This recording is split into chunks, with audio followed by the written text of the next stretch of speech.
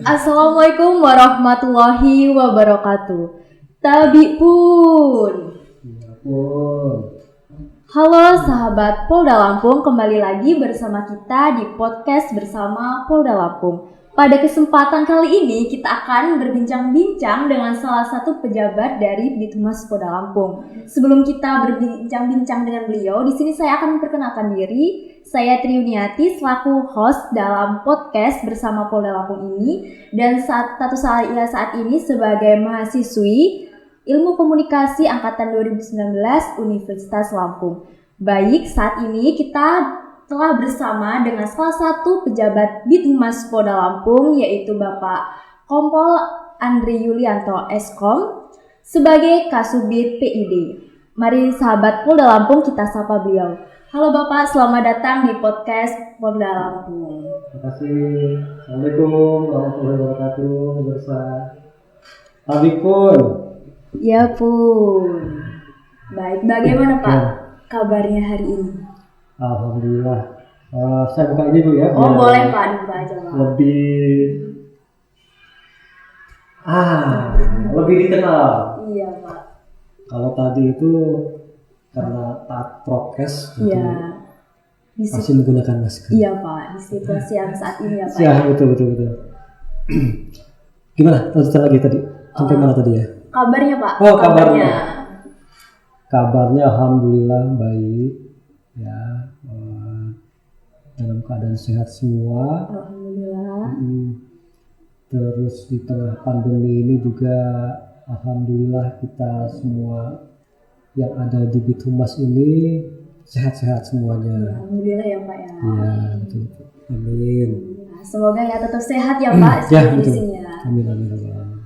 Ngomong-ngomong nih, Bapak sudah berapa lama Pak berada di lingkungan Polda Lampung ini? Mungkin saya udah berapa Kapolda, paling lama ya. Ya. Saya masuk Polda Lampung itu tahun 2002.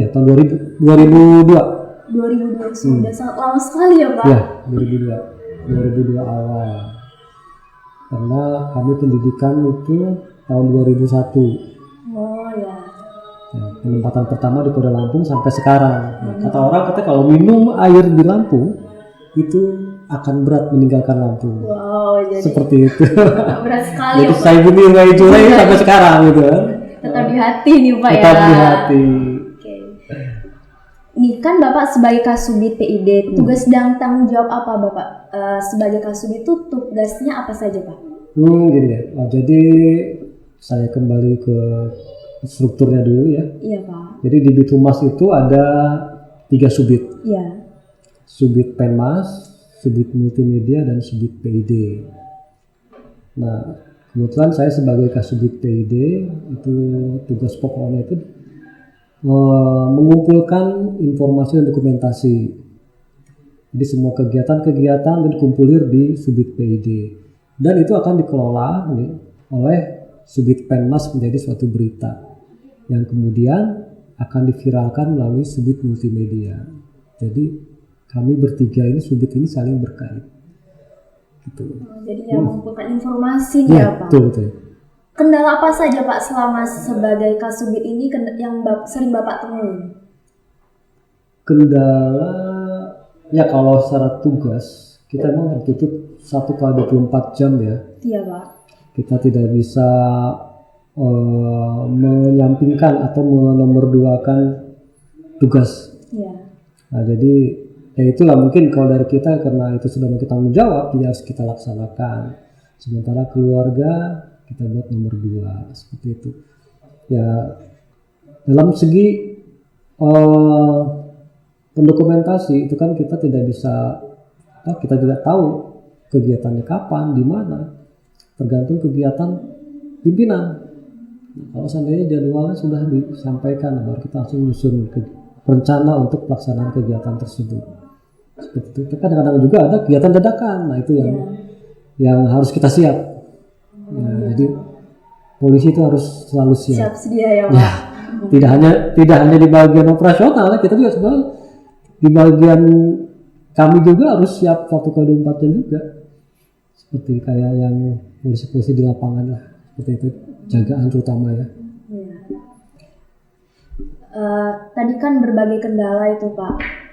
Ketika tiba-tiba ada jadwal mendadak, itu bagaimana Bapak untuk mengatur atau menyelesaikan setiap kendala-kendala yang sudah berlalu untuk mempersiapkan ke depannya Pak? Kan pasti tidak menutup kemungkinan muncul lagi kendala. Itu cara Bapak menyelesaikan kendala-kendala yang sudah berlalu untuk ke depannya itu bagaimana? Nah, kami setiap ada kegiatan itu selalu kita aneh. Iya. Jadi setelah kita pasang kegiatan, kita buat laporan dan kita aneh kegiatan tersebut. Nah, dari situlah kalau ditemukan kendala, nah kita akan belajar dari pengalaman yang sudah kita lewati. Jadi insya Allah nanti dengan cara seperti itu, kendala-kendala tersebut dapat kita atasi. Iya. Oh, jadi seperti itu ya Pak. Kemudian nih Pak, Bapak sebagai Kasubit, motivasi apa saja Pak yang Bapak berikan kepada anggota Bapak di bidang PID ini sendiri Pak? Saya selalu menyampaikan kepada anggota saya untuk selalu bekerja ikhlas. Karena kuncinya ikhlas itu dulu. Kalau kita bekerja tidak ikhlas, ya separuh-separuh jadinya. Dengan ikhlas, kita akan berupaya untuk memperbaiki, berupaya untuk menguasai bidang yang kita mungkin baru ya, bisa dikatakan ada anggota baru masuk, kalau dia tidak ikhlas untuk bertugas di bidang humas, dia selalu menganggap bahwa dirinya tidak mampu. Tapi kalau kita ikhlas, walaupun kita tidak mampu, itu secara bertahap kita akan bisa menguasai bidang tersebut. Jadi ya harus ikhlas biar walaupun sesulit apapun tugas yang diberikan pasti akan selesai ya Pak. Ya, betul. Kuncinya itu satu, ikhlas. Berarti di bidang PID ini kan terkait dokumentasi, outputnya itu berupa foto dan video seperti itu ya Pak? Ya, jadi di Subdit PID itu ada 3 KUR ya, UR Pula Infodoc, UR Infodoc sama URANEF. Nah, dari ketiga ini itu yang menghasilkan produk-produk. Jadi urusan pengolahan dokumentasi, setelah melaksanakan peliputan dibuat laporan tersebut dikirim ke Penmas, sama Subdit Penmas dibuat berita. Nah, berita tersebut diviralkan oleh Subdit Multimedia seperti itu. Nah, setiap kegiatan kita laksanakan seperti itu. Nah, terus URANEF ini selalu analisa dan evaluasi setiap kegiatan-kegiatan yang sudah kita lakukan. Seperti ada pelayanan, kita melayani ini kalau ada warga atau masyarakat ataupun internal yang membutuhkan dokumentasi kita layani. Ya, mereka boleh minta. Seperti ada Pak, saya mau melihat kegiatan Polda Lampung tanggal sekian misalnya ya. Bisa. Nah, mereka datang isi form, terus datanya sudah kita kasih. Seperti tertera dalam Undang-Undang Nomor 14 Tahun 2008 tentang keterbukaan informasi publik, bahwa pejabat publik wajib menyajikan informasi yang dibutuhkan atau diminta oleh masyarakat. Itu tadi yang bagian URANEF itu kan mengevaluasi Pak. Ya. Jadi bagian itu mengevaluasinya itu setiap selesai melakukan kegiatan atau ada jadwal tertentunya Pak? Oh, jadi bagian URANEF itu dia menyajikan informasi yang boleh dikonsumsi oleh umum. Jadi kalau seandainya ada masyarakat yang membutuhkan informasi, dilihat dulu informasinya ini termasuk informasi yang dikecualikan atau tidak. Kalau seandainya informasi ini boleh disajikan, kita langsung kasih. Tapi kalau seandainya termasuk informasi yang dikecualikan atau informasi yang belum saatnya untuk dipublikasi, itu harus di-ANEF dulu. Di-ANEF dengan pejabat-pejabat yang kompeten di bidangnya. Seperti itu. Jadi ya melalui proses juga ya Pak? Ya. Jadi semua harus... karena ditakutkan informasi yang kita kasih itu justru malah jadi bumerang buat kita. Iya, benar sekali Pak. Harus difilterisasi dulu ya. Ini wajar nggak nih? Ini layak nggak kita publikasi? Seperti itu. Kemudian nih Bapak sudah lama dari tahun 2002 ya Pak di sini. Iya. Pasti banyak sekali kegiatan yang pernah dilakukan. Kegiatan apa saja Pak yang Bapak pernah lakukan di Polda Lampung ini? penempatan pertama saya dulu itu di Polres Lampung Tengah. Polres Lampung Tengah, terus saya kembali 2008 saya masuk ke Polda. Nah di Polda saya ke bidang telematika, ya saya masuk ke bidang telematika, terus pindah ke bidang humas.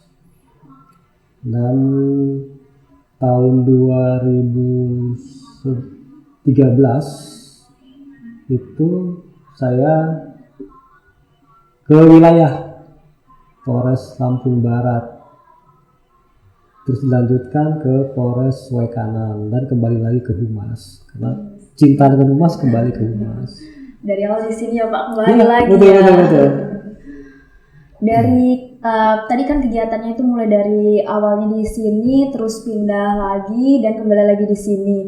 Hal menarik apa saja nih Pak yang telah Bapak temuin di Polda Lampung ini Pak? Polda Lampung ini kegiatan cukup variasi ya, masyarakatnya juga istilahnya humanis, tidak seperti apa yang disampaikan di luar sana bahwa katanya Lampung itu ngeri Lampung itu banyak begal, enggak. Jadi sini sudah kondusif dan sekarang pun sudah tertata lebih baik lagi kalau dibandingkan waktu dulu saya masuk ya. Ini sudah semakin baik. Jadi itu Polres Lampung ini sudah semakin kondusif lah, masyarakatnya maupun aparatnya juga sudah saling bersinergis untuk menjaga situasi Kamtibmas. Ya Pak, itu tadi sudah ya dari tadi ya Pak ke masyarakatnya tadi ya Pak. Ya betul. Kemudian Pak, Bapak sebagai Kasubit PID ini apa yang menjadi perhatian Bapak terhadap masyarakat Lampung ini Pak? Komunikasi ya, kuncinya komunikasi. Kenapa itu Pak? Karena tanpa komunikasi kita tidak bisa berhubungan antara satu sama lain. Cuma itu aja. Namanya bidang humas kan? Oh iya, benar sekali. Bidang humas diem aja kan itu ya, nggak mungkin kan? Iya. Jadi komunikasi. Jadi perbanyak komunikasi, silaturahmi, ya insya Allah situasi akan tertangani dengan secara bersama-sama. Iya benar sekali. Kunci awal ya Pak. Jadi menjalin silaturahmi itu. Silaturahmi. Pengalaman apa saja nih Pak yang telah Bapak dapatkan mulai dari di Polda Lampung ini, kemudian ditempatkan di daerah lain dan kembali lagi di sini? Pengalaman yang sangat berharga yaitu banyak saudara yang saya dapatkan, dan saya mendirikan sebuah keluarga dari Lampung sini. Nah, karena sebelumnya saya nggak punya keluarga di Lampung, akhirnya saya punya keluarga di Lampung. Nah, itu pengalaman yang sangat berharga. Jadi di mana bumi dipijak, di situ langit kita junjung. Jadi kita harus bisa beradaptasi, kita bisa menyesuaikan, singkirkan ego, bangun silaturahmi. Insya Allah kita bisa dapat membaur dengan suasana yang baru. Iya, sekali Pak. Kemudian Pak, tadi kan perhatian untuk masyarakat. Untuk perhatian di bidang PID sendiri apa yang Bapak lakukan? Ya saya selalu sampaikan kepada staf saya bahwa kita harus ikhlas, tadi yang saya sampaikan, ikhlas bekerja dan bertanggung jawab, itu saja. Jadi dan kita harus selalu ya secara umum saya sampaikan juga kepada rekan-rekan yang ada di Bithumas, sampaikan kita harus selalu berpikir sebelum bertindak. Nah, jadi selalu mengingat apa yang kita perbuat dan apa yang hasil dari perbuatan kita. Pasti ada kan, kita melakukan perbuatan pasti selalu ada hasilnya. Jadi bagaimana kita selalu memikirkan dampak dari apa yang sudah kita lakukan. Jangan kan ada orang bilang nanti bagaimana lah, ya kan? Jangan bagaimana. Itu kan bagaimana nanti, ada kan gitu kan? Iya. Bagaimana nanti bagaimana. Itu kan hanya satu kalimat yang katanya diputar balik saja, tapi dampaknya sangat berbeda. Iya, Ya. jelas. Kalau bagaimana nanti orangnya masa bodoh, tapi kalau nanti bagaimana itu kan selalu hati-hati. Jadi berpikir ke depannya ya Pak. Ya, Tidak sepihak aja dan memperhatikan akibat konsekuensi yang dilakukan. ya, betul. Kalau boleh tahu nih Pak, moto dari hidup Bapak ini apa? Hiduplah pada zamannya. Kenapa seperti itu Pak? Ya, kita berarti harus bisa beradaptasi di mana kita berada. Baik itu di sebuah kelompok ataupun di sebuah organisasi yang ada pada zaman itu. Seperti itu. Jadi harus bisa menyesuaikan gitu. Hiduplah pada zamannya, intinya seperti itu. Oh iya. Kita harus menyesuaikan di mana kita berada. Baik nih Pak. Tadi kan sudah berbincang-bincang terkait tugas dan tanggung jawab, terus pengalaman dan perhatian nih. Untuk tadi kan hal-hal menarik, saya udah bertanya terkait di Polda Lampung. Untuk di PID sendiri, Bapak menemukan hal-hal menarik apa saja Pak untuk di PID ataupun di Bithumas dari Penmas maupun tim media sendiri Pak? Banyak hal-hal baru ya yang saya dapatkan. Jadi saya mengerti bagaimana cara mendokumentasikan suatu kegiatan, terus cara berkomunikasi dengan masyarakat ataupun dengan narasumber yang tadinya kita takut membuka pembicaraan, jadi kita tumbuh keberanian untuk berbicara di depan umum seperti itu. Tadinya malu-malu gitu kan. Oh iya. Ini sekarang kita memberanikan diri untuk bisa tampil di depan umum. Jadi ya mungkin tadi banyak sekali ya Pak ilmu-ilmu yang bisa didapat. Ya, betul. Sebelum kita mengakhiri podcast ini Pak, pesan-pesan apa saja yang ingin Bapak sampaikan kepada masyarakat Polda Lampung ini Pak? Masyarakat Lampung. Masyarakat Lampung. Iya Pak. Ya, saya sampaikan kepada seluruh masyarakat Lampung agar selalu tetap menjaga situasi Kamtipmas yang ada di Provinsi Lampung ini, agar Lampung tetap dilihat oleh masyarakat Indonesia bahwa Lampung adalah tempat yang aman dan nyaman untuk dikunjungi. Oh iya, jadi Lampung ini aman sekali sebenarnya Pak ya. Betul. Kemudian nih Pak, ini tadi kan pesan untuk masyarakat Lampung dan pesan untuk kepada PID sendiri atau Bithumas apa Pak?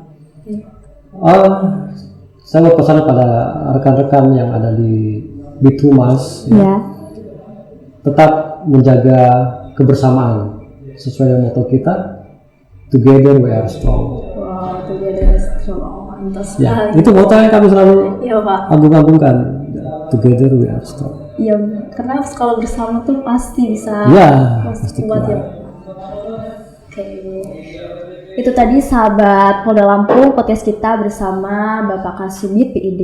Terima kasih ya Bapak telah berkenan untuk berbincang-bincang di podcast Polda Lampung ini. Dan terima kasih tadi moto yang telah disampaikan, pesan-pesan, hal menarik, dan pengalaman. Semoga sahabat dari Polda Lampung dapat mengambil inti atau informasi yang telah disampaikan oleh beliau. Baik, sahabat Polda Lampung, itu tadi bincang-bincang kita bersama Bapak Kasubit PID. Dan sebelum saya menutup podcast pada kesempatan ini, saya mohon maaf bila terdapat tutur kata saya maupun sikap yang kurang berkenan, dan sampai berjumpa di podcast selanjutnya. Wassalamualaikum warahmatullahi wabarakatuh. Sampai jumpa.